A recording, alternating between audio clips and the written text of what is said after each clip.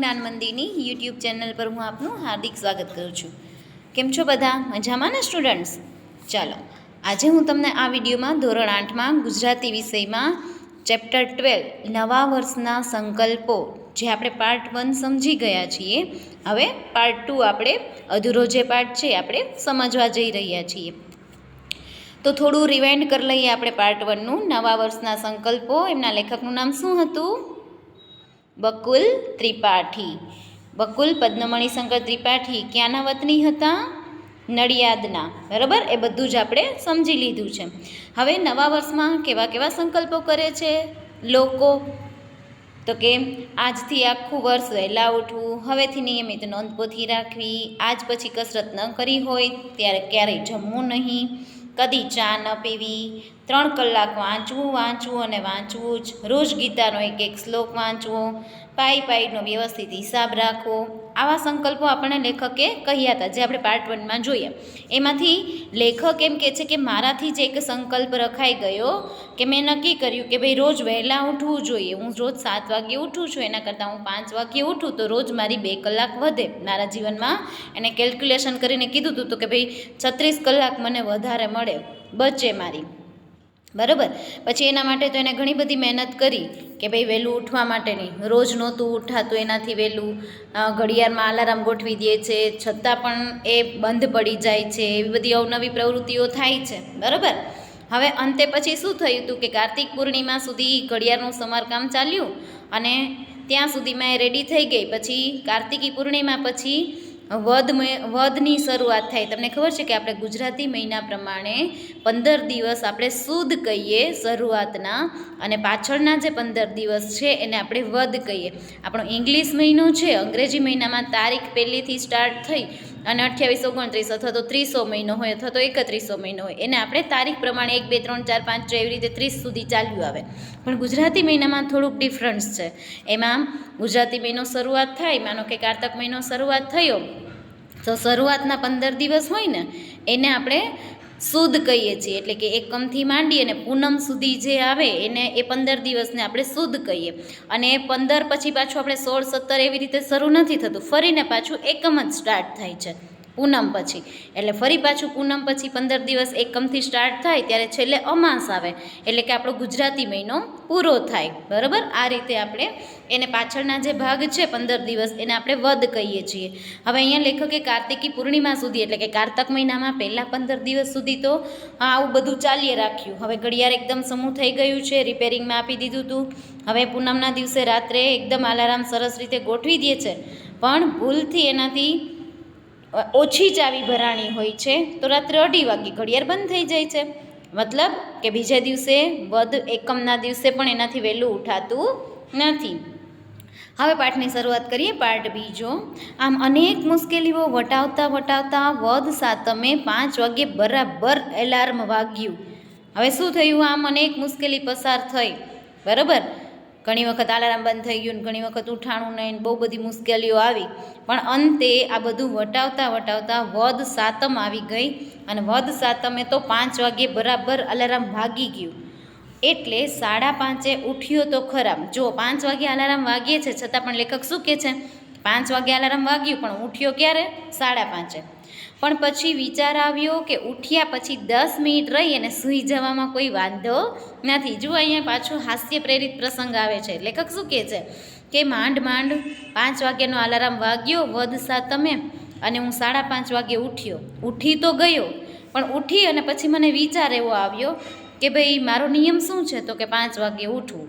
તો હું ઉઠી તો ગયો, 5 વાગે ઉઠી ગયા પછી 10 મિનિટ પછી સૂઈ જવું એમાં કોઈ વાંધો નહીં, મારો નિયમ તો જળવાઈ ગયો ને. એમ કરવાથી કંઈ સંકલ્પ ભંગ નથી થતો. 5 વાગે ઉઠીને પાછા સૂઈ જઈએ તોય 5 વાગે ઉઠ્યા એમ તો કહેવાય જ. થોડા દિવસ આ પ્રમાણે કર્યા પછી એકવાર સવારે 5 વાગે સૂતા જ વિચાર આવ્યો કે હે જીવ, આ બધી ઉપાધિ શાને? 4 વર્ષ વધુ જીવવા માટે જ ને. જીવવાનો એવો મોહ શો? સંતો મહાત્માઓ તો જીવનની માયા મૂકવાનું કહી ગયા છે, ત્યારે હું તો વહેલો ઉઠીને એ માયા વધારી રહ્યો છું. આવો મોહ શું કામ રાખવો?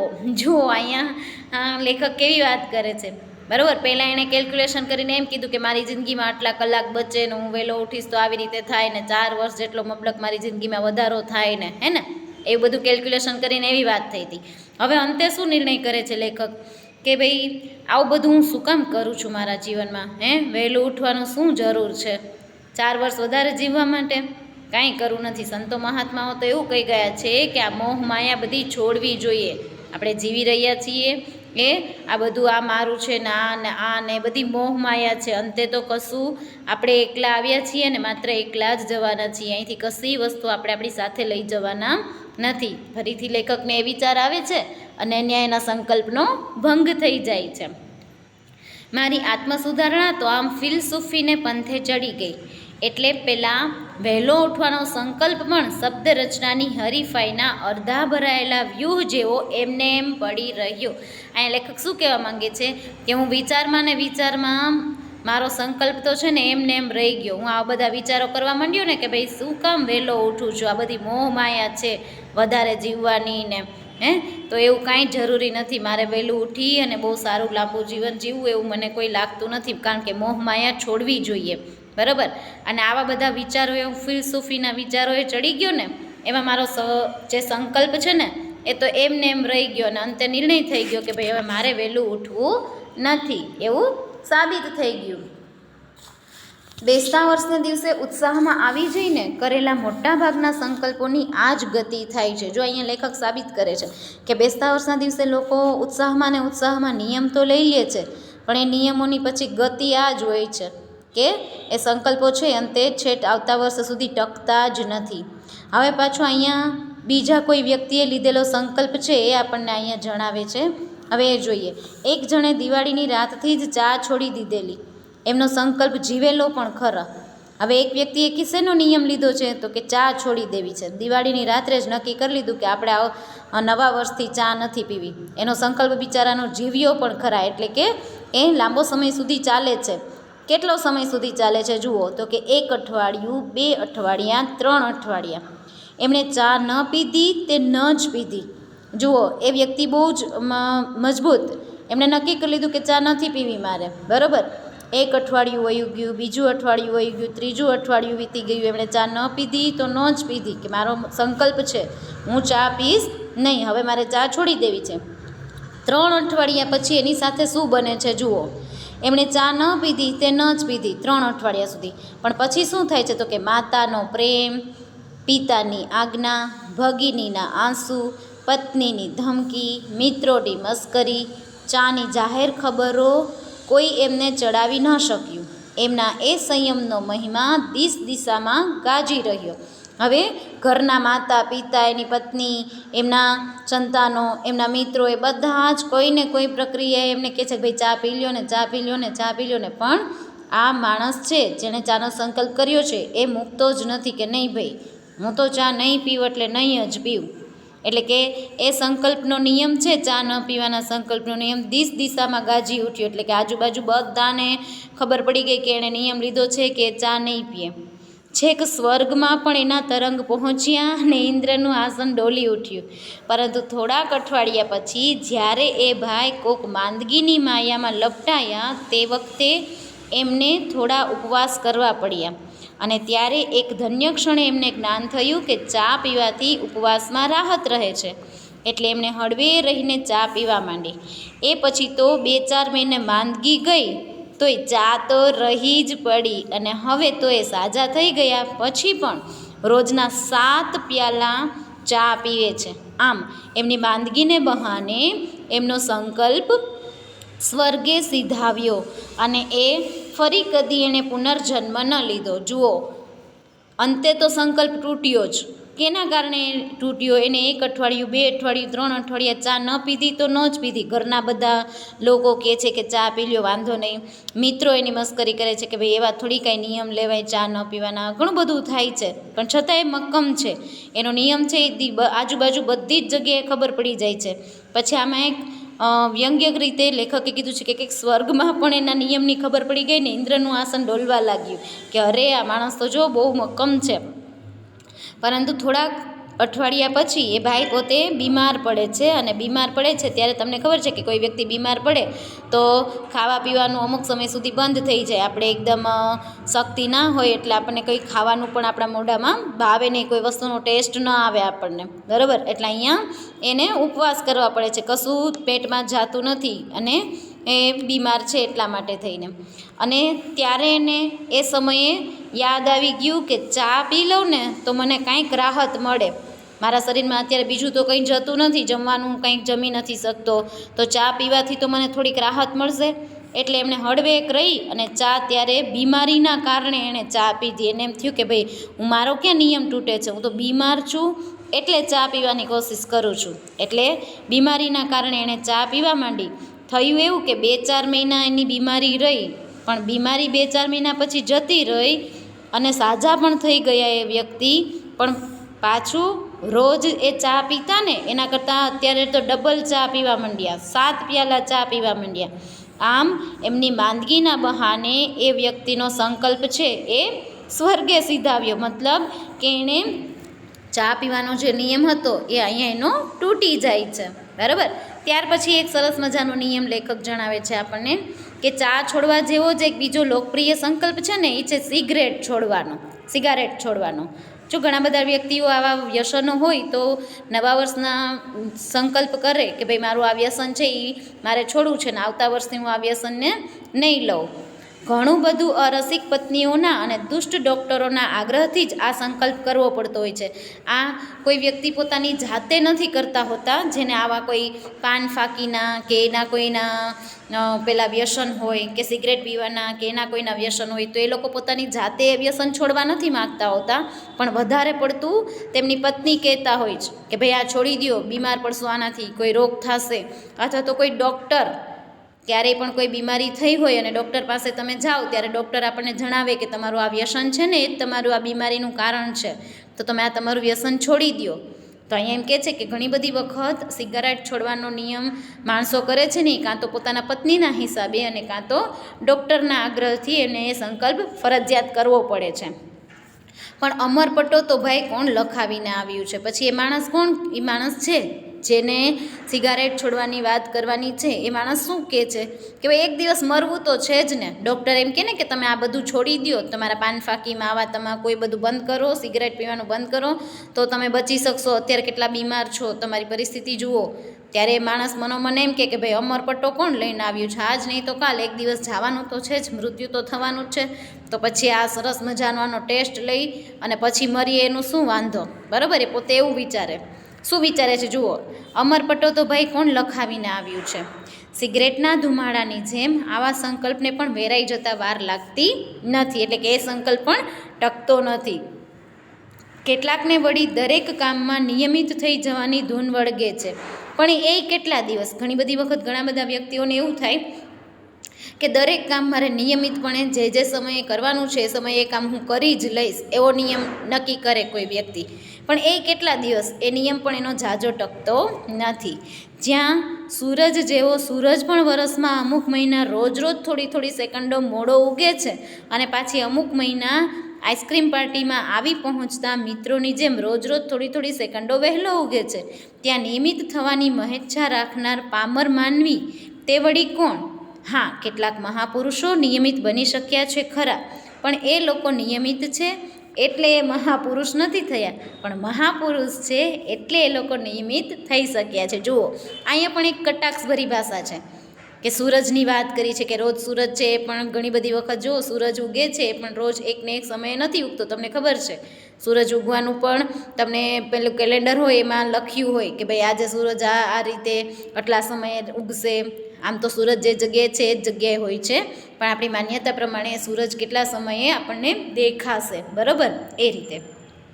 અને એનું પણ વહેલા મોડું થાય છે. પછી તો કે કોઈ આઈસ્ક્રીમ પાર્ટીમાં મિત્રો છે કેવા ટાઈમ ટુ ટાઈમ સમયસર પહોંચી જતા હોય છે. અને પછી તો કે કેટલાક મહાપુરુષો છે ને એ નિયમિત બની શક્યા છે, પણ એ મહાપુરુષ છે એટલે એ લોકો નિયમિત બન્યા છે, પણ નિયમિત છે એટલે મહાપુરુષ છે એવું નથી. એવું આપણને અહીંયા કટાક્ષભરી ભાષામાં વાત કહેલી છે.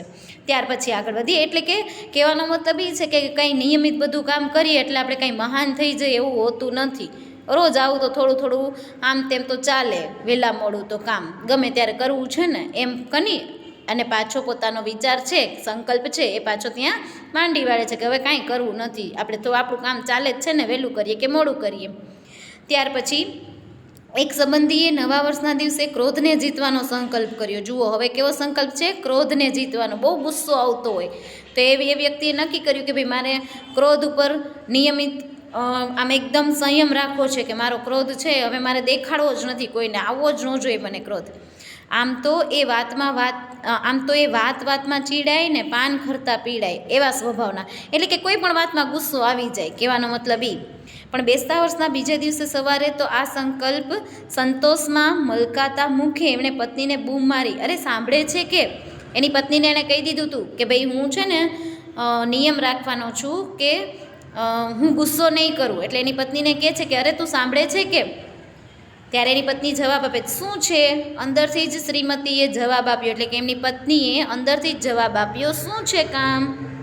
ત્યારે આ ભાઈ છે એ કહે છે હવે અહીં આવતો ખરી. એની પત્નીને બોલાવે છે કે ભાઈ તું અહીંયા આવતો ખરી. ફરી એની પત્ની કહે છે પણ છે શું? લ્યો કહો શું કામ છે?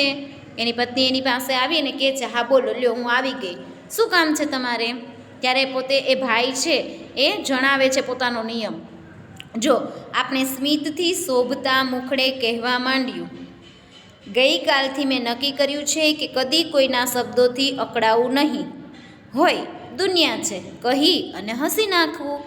એટલે કે હું ગુસ્સો નહીં કરું, એનો કહેવાનો મતલબ એ થયો, એ ભાઈનો કહેવાનો મતલબ એવો થયો એની પત્ની સાથે કે હું કોઈ દિવસ કોઈ સાથે ગુસ્સો નહીં કરું, કોઈ વાતમાં કોઈ સાથે હું ઝઘડીશ નહીં.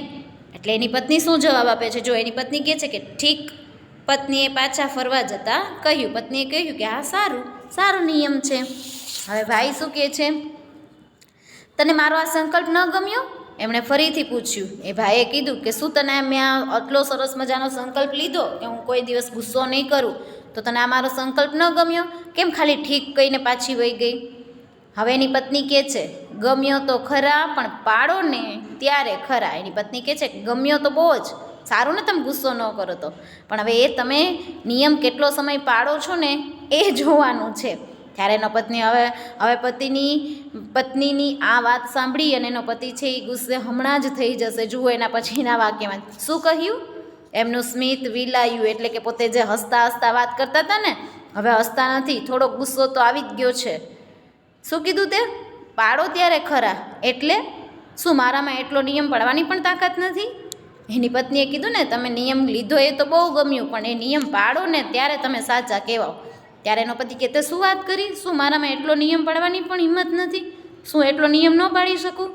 ત્યારે એની પત્ની શું કહેશે, હશે તો જોઈશું ને, આપણે સાથે જ છીએ, ભેગા જ છીએ, તમારો નિયમ પડાય તો બહુ સારું, આપણે સાથે જ છીએ.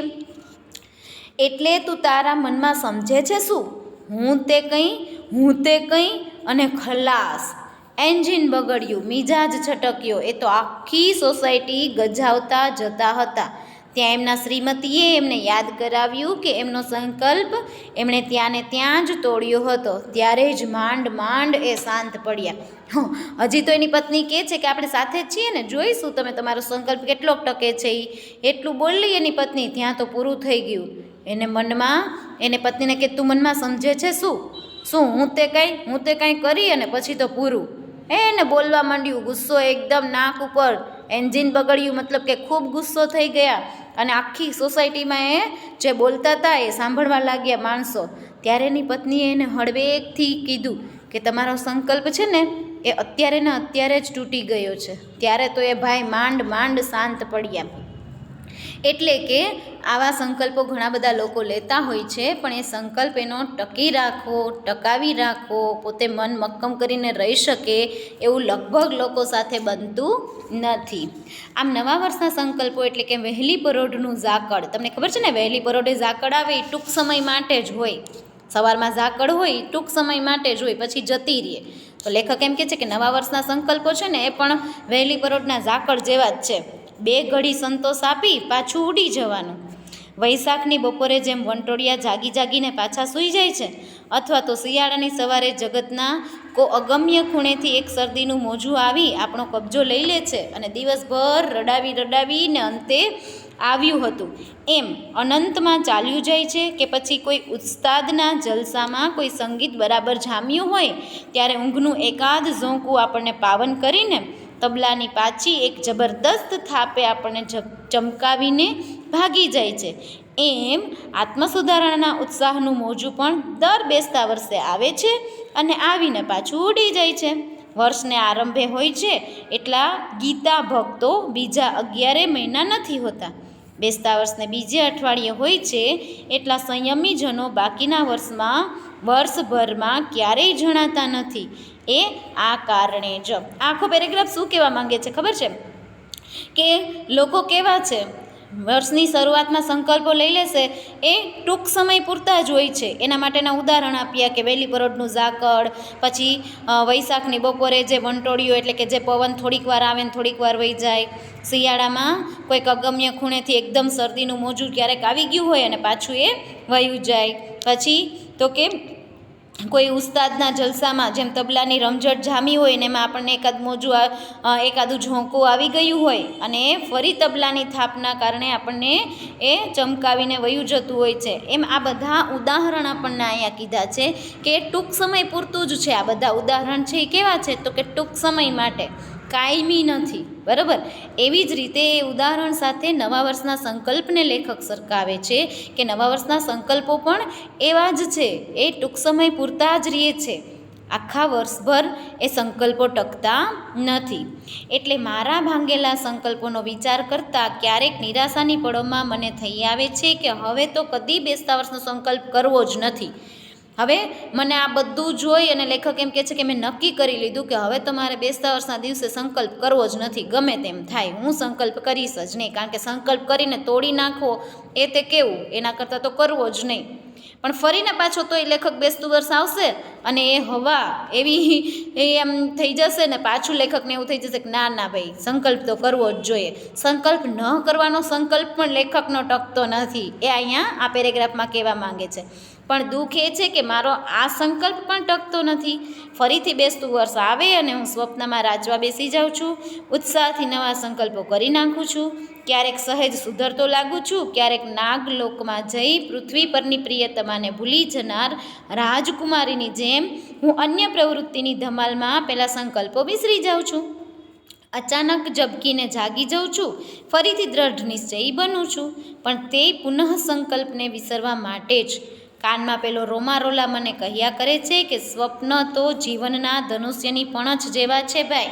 રોમારોલા કોણ થશે ખબર છે તમને? એ ફ્રાન્સના એક જગવિખ્યાત સર્જક અને ચિંતક છે રોમારોલા. એનું જે વાક્ય છે કે સ્વપ્ન છે ને એ કોના જેવા છે? તો કે જીવનમાં ધનુષ્યની પણછ જેવા છે. ધનુષ્યની પણછ તમને ખબર હશે, બરાબર? એ સ્વપ્ન છે એ એના જેવા છે એવું રોમારોલાએ કહ્યું છે. એ પણછ ખેંચાઈ હશે તો ક્યારેક પણ કાર્યનું તીર નિશાના ભણી ઉડશે અને મારા બધાય સંકલ્પોના રોપા છે એ ફૂલી ફાલી મેંકી ઉઠ્યા હશે. એવા દિવસની કલ્પનામાં હું નહીં પાડેલા સંકલ્પોની વ્યગ્રતા છે એ વિસરી જાઉં છું. એટલે લેખક અહીંયા કહેવા માંગે છે કે હું એવું નક્કી કરું છું એક વર્ષે કે ભાઈ મારે સંકલ્પ નથી પડાતો ને તો મારે કરવો જ નથી. ફરીને પાછું આખું વર્ષ જાય ને ત્યાં હું મારી પ્રવૃત્તિમાં એટલો મશગુલ હોઉં, મારા કાર્યમાં એટલો મશગુલ હોઉં કે હું મારે સંકલ્પ આવતા વર્ષે નથી લેવો એ ભૂલી જાઉં છું. અને ફરી પાછું નવું વર્ષ આવે અને હું કંઈક નવા સંકલ્પ કરવા માટે પ્રેરાઈ જાઉં છું. એટલે લેખક અહીંયા કહેવા માંગે છે અંતે પાઠમાં કે ભાઈ માણસોનું આવું જ છે, કાંઈક તો સંકલ્પો લે છે અને અમુક માણસો તોડી નાખે છે, પણ એ અમુકમાંથી જો 1-2% એવા નીકળે કે જેણે પોતાનો સંકલ્પ પૂરેપૂરો નિભાવ્યો તે લોકો ધન્ય બની જાય છે. આપણી સાથે એવું બને કે એક વખત આપણે આ નક્કી કર્યું મનમાં અને નથી થયું તો એને બીજા વખતે મૂકી નહીં દેવાનું, નહીં મંડ્યા રહ્યો એકની પાછળ. એ સંકલ્પ તમારા જે તમે કોઈ પણ સંકલ્પ કરો છો એની પાછળ હંમેશા એક વખત નિષ્ફળતા મળે છે, બીજી વખત નિષ્ફળતા મળે છે, પણ એની સામે તમે લડશો તો હંમેશા તમને એ સંકલ્પમાં મજબૂત રહી શકશો. તમે એ સંકલ્પ છે એ કરી શકશો, પાડી શકશો, એને સર કરી શકશો, એમાં તમે જીતી શકશો. જે કાંઈ પણ તમે સંકલ્પ કર્યો છે એ કાર્યમાં તમે આગળ વધી શકશો. આ પાઠનો અહીંયા પૂર્ણ કરીએ છીએ આપણે. શબ્દ સમજૂતી જોઈ લઈએ તો અગમ્ય એટલે સામાન્ય માણસની બુદ્ધિની ન સમજાય તેવું. સંકલ્પ એટલે આમ કરવું છે તેવો દ્રઢ નિર્ણય. ફિલસૂફી મતલબ તત્વજ્ઞાન. ભગિની એટલે બહેન. રોમારોલા મતલબ ફ્રાન્સના કોઈ જગવિખ્યાત સર્જક અને ચિંતક. પાઈ એટલે કે તાંબાનો એક સિક્કો એટલે કે પૈસાનો ત્રીજો ભાગ. બરાબર, અહીંયા આપણે એ પૂર્ણ કરીએ છીએ પાઠ. અને રૂઢિપ્રયોગ એક આપણને પાઠમાં આવ્યો હતો કે માયા મૂકવી એટલે સ્નેહ મમતા છોડવી એવું આપણે કહી શકીએ. બરાબર, આ પાઠને આપણે અહીંયા પૂર્ણ કરીએ છીએ.